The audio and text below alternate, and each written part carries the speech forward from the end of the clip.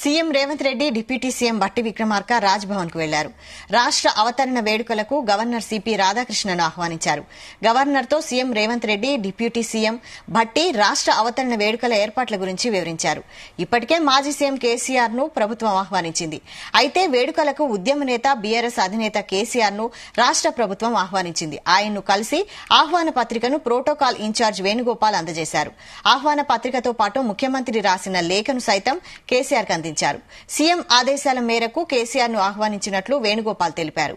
అయితే ఉద్యమ నేతకు సీఎం కానీ డిప్యూటీ సీఎం బట్టి విక్రమార్క కానీ స్వయంగా పిలవకుండా సలహాదారుని పంపడంపై విమర్శలు వినిపిస్తున్నాయి.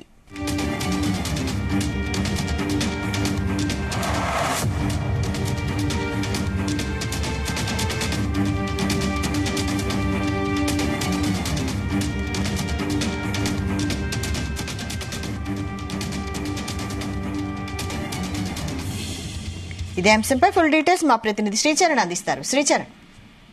వైశాలి రాష్ట్ర ఆవిర్భావ వేడుకలకు మాజీ ముఖ్యమంత్రి కేసీఆర్ ని ఆహ్వానించాలని కూడా ముఖ్యమంత్రి రేవంత్ రెడ్డి డెసిషన్ తీసుకున్న విషయం తెలిసిందే. అయితే వ్యక్తిగత ఆహ్వాన పత్రికను స్వయంగా కేసీఆర్ కు అందించాలని ప్రోటోకాల్ సలహాదారు హర్కారావు వేణుగోపాల్ తో పాటు protocol department director Arvind Singh IAS కి కూడా ముఖ్యమంత్రి రేవంత్ రెడ్డి సూచించారు.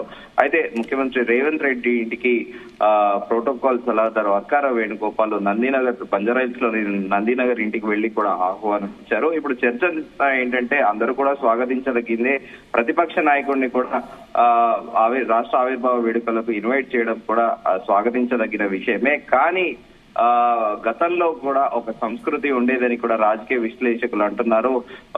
25-30 ఏళ్ల కిందట రాజకీయాలు డిఫరెంట్ గా ఉండేవి. ప్రతిపక్ష నాయకుడి ఇంటికి స్వయంగా ముఖ్యమంత్రి వెళ్లేది. ముఖ్యమంత్రి వెళ్లి మధ్యాహ్నం పూట భోజనం కూడా చేసి పాలసీ రిలేటెడ్ లో పబ్లిక్ ఇష్యూస్ లో కూడా మాట్లాడేది. ఏదైనా ప్రభుత్వ చేపట్టే అధికారిక కార్యక్రమాలకు కూడా స్వయంగా ముఖ్యమంత్రులే వెళ్లి ప్రతిపక్ష నాయకులని కలిసి ఆహ్వాన పత్రిక అందించేవారు.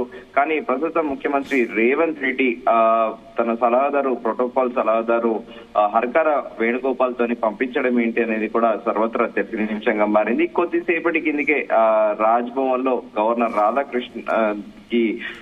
రాధాకృష్ణన్కి ముఖ్యమంత్రి రేవంత్ రెడ్డి, ఉప ముఖ్యమంత్రి బట్టి విక్రమార్క కూడా భేటీ అయ్యి రాష్ట్ర ఆవిర్భావ వేడుకలకు గవర్నర్ ఆహ్వానించారు. అయితే ఇక్కడ క్వశ్చన్, ఒకవేళ ముఖ్యమంత్రి రేవంత్ రెడ్డి తన షెడ్యూల్ రీత్యా బిజీలో ఉన్నా కూడా ఉప ముఖ్యమంత్రి అయినా వెళ్లి ఆహ్వానించవచ్చు కదా, ఎందుకంటే కేసీఆర్ కి ఆహ్వానించవచ్చు కదా అని రాజకీయ విశ్లేషకులు అంటున్నారు. ఎందుకంటే కేసీఆర్ ప్రస్థానం చూసుకుంటే మొదట టీడీపీలో వర్క్ చేసిన అనంతరం 2001లో తెలంగాణ ఉద్యమం టీఆర్ఎస్ పేరిట కూడా తెలంగాణ రాష్ట్ర సమితి పేరిట కూడా పార్టీ పెట్టి దాదాపు 24 సంవత్సరాల పాటు కూడా పార్టీ నడిపిస్తున్నారు. ఆయన ఉద్యమ నాయకుడిగా కూడా కేసీఆర్ కి పేరుంది మొదటి నుంచి కూడా. ఎందుకంటే మలిదశ తెలంగాణ ఉద్యమంలో ఒక పొలిటికల్ లీడర్షిప్ అనేది కరువైనప్పుడు కూడా ముఖ్యమంత్రి అప్పటి టీఆర్ఎస్ అధినేత కేసీఆర్ ఉద్యమాన్ని కూడా రాజకీయంగా తాను ముందుకు తీసుకెళ్లడంలో కూడా సఫలీకృతం అయ్యారని కూడా రాజకీయ విశ్లేషకులు అంటారు.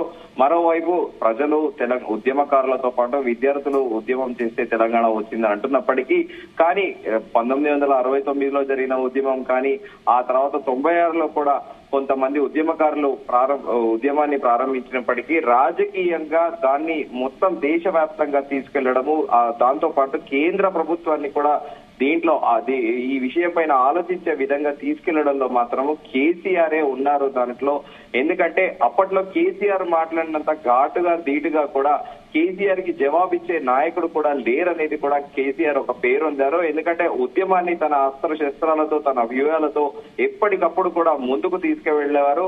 కాకపోతే 5 ఏళ్ల పాటు కూడా పార్టీ పెట్టిన మోటోనే టీఆర్ఎస్ పార్టీ తెలంగాణ ప్రత్యేక రాష్ట్రం కోసము. కాకపోతే అది పార్టీ పెట్టిన దాదాపు 13 సంవత్సరాల తర్వాత తెలంగాణ రాష్ట్ర కళ అనేది సాకారమైంది. కానీ తెలంగాణ ఉద్యమాన్ని ముందుకు నడిపించడంలో మాత్రము కేసీఆర్ ముందుంటారని కూడా రాజకీయ విశ్లేషకులు అంటున్నారు.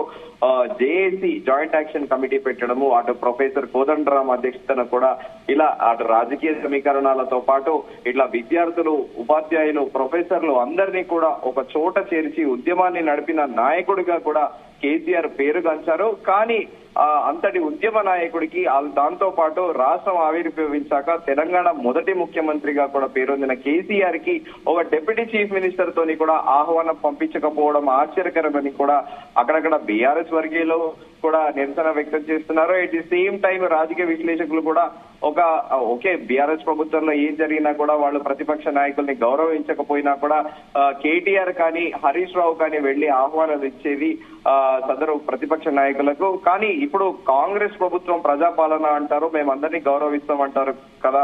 సో కేసీఆర్ ఏం చేశాడనేది ముఖ్యం కాదు, మీ హుందాతనాన్ని మీ గౌరవాన్ని మీరు నిలబెట్టుకోవాలి కదా. డిప్యూటీ చీఫ్ మినిస్టర్ అన్న వెళ్లి కూడా మాజీ ముఖ్యమంత్రి కేసీఆర్ కి ఆహ్వాన పత్రిక ఇవ్వాలి అని కూడా రాజకీయ విశ్లేషకులు అంటున్నారు. కానీ ప్రస్తుతం అయితే ప్రోటోకాల్ సలహాదారు వెళ్లి కూడా నందినగర్ లో మాజీ ముఖ్యమంత్రి కేసీఆర్ నివాసంలో ఆహ్వాన పత్రిక అయితే ఇచ్చారు. Vaishali. Right, thank you Sricharan.